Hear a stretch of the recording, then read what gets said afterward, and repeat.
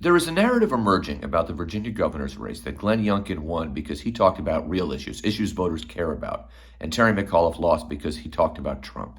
And the evidence that people point to here is that Youngkin talked about education, and polls show that voters cared about education.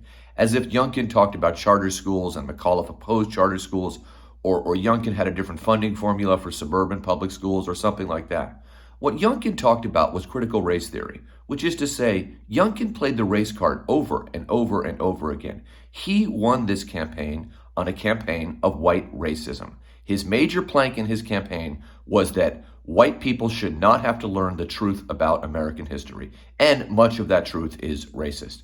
That was his campaign, and that is Trumpism to its core. No, he was not the vulgarian that Trump was, but who is? He was not as mentally incapacitated and as bullying as Trump is, but again, who is?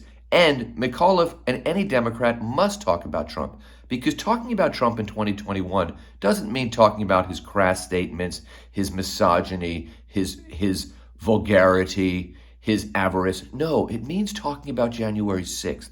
It means talking about the attack on democracy.